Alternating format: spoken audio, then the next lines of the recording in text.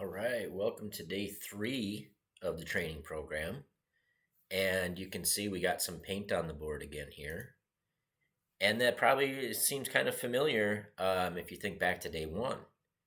And so today, this is what we're going to focus on. We're going to draw out this picture kind of like we did on day 1.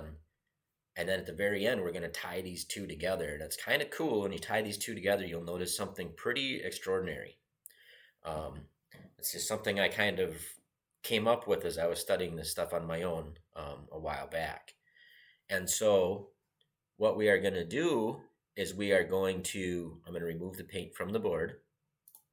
We're just going to look at it from its starting position here. And then, just like on day 1, we're going to start by learning these extended corners or X-wing corners. And so, let's look at this corner first. Now, when we looked on Monday, we started with this corner over here. And now what's kind of cool is when you compare these two corners,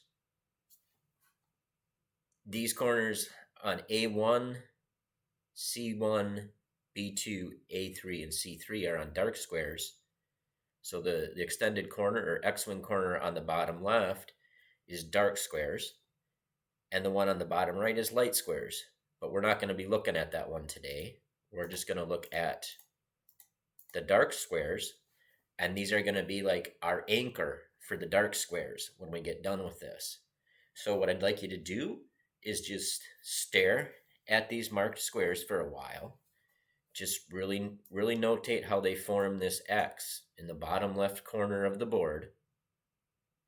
And then what I want you to do is just close your eyes and try to recreate just that small image of that extended bottom left corner as you're looking at the board from the white side. And just construct it from the bottom left corner with the A1 square, which is dark square. Move up one diagonally to the right. That's B2. That's another dark square. One more square yet is C3, another dark square. C1 is 2 squares to the right of A1. That's a dark square. And A3 is 2 squares up from A1 and also a dark square.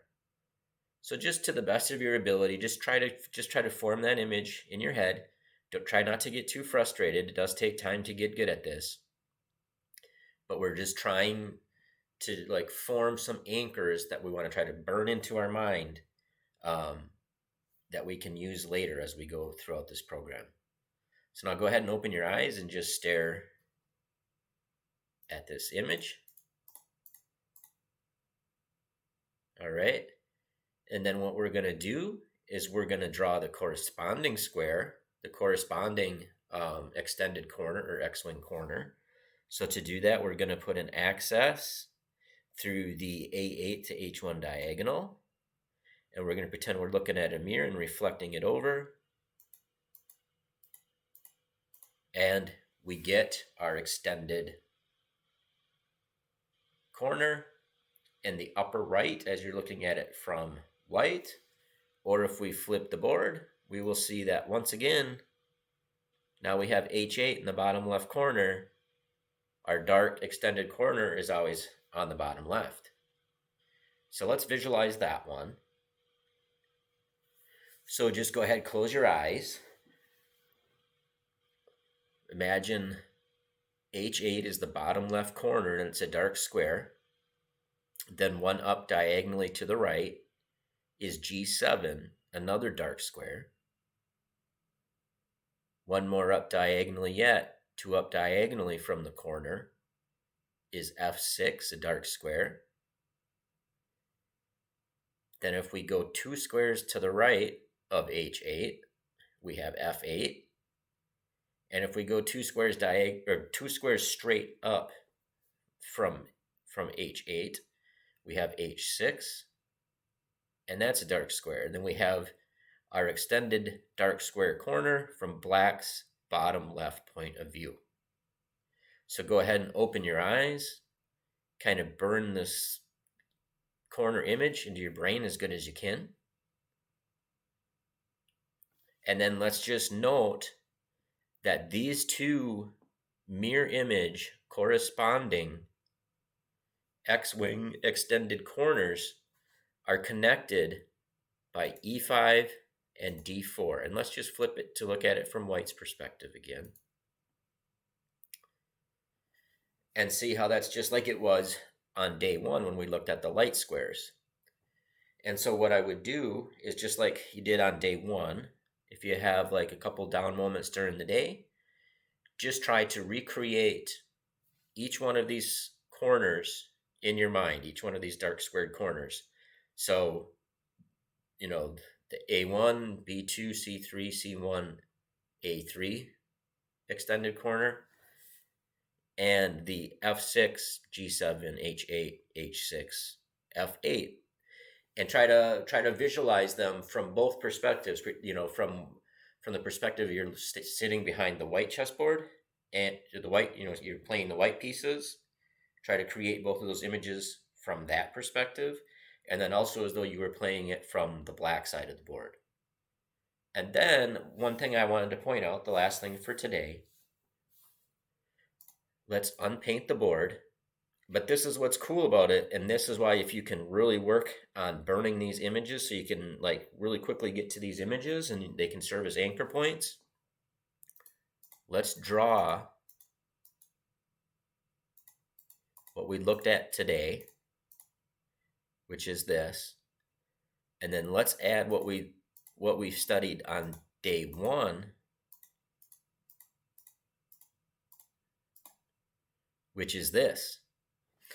And now one thing to note is that any square on the board that's not one of these squares that we've already studied is within one square of any of these squares that we already know. So if we can get, and I realize we're not at that point yet, but if we practice this anchoring system and really get so we can see it quickly and see it well in our head, if somebody says, well, what color is H4? Well, even if you can't visualize H4 real quickly yet, and at some point you will be able to, by the way, but even if at this point you don't immediately know that it's a dark square, you can say, okay, well, my extended corner, my X-wing corner, has H3, which is a light square. So H4 is just directly above it, so it has to be a dark square. And that's just what we're trying to get at now with this anchoring process. So that's all you need to do. If you want, you could certainly do some of those chess.com chess vision trainer or lead chess coordinate trainer.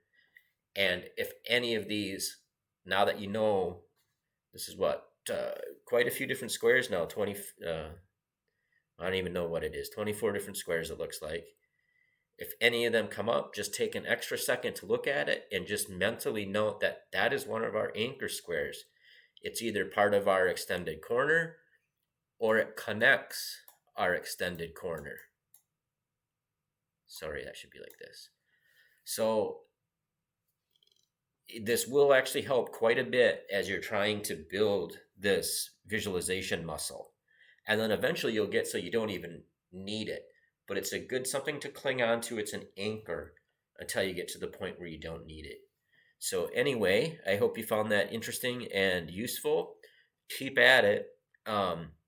It takes a while to build up this muscle, and it's something that can't be rushed.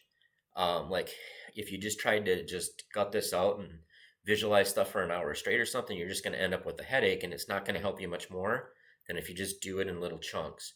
But I would suggest doing this throughout the day, a couple times a day, if you want to, just visualize these extended corners and the central squares that connect these corners together. All right, have a good one. We'll see you at the next session.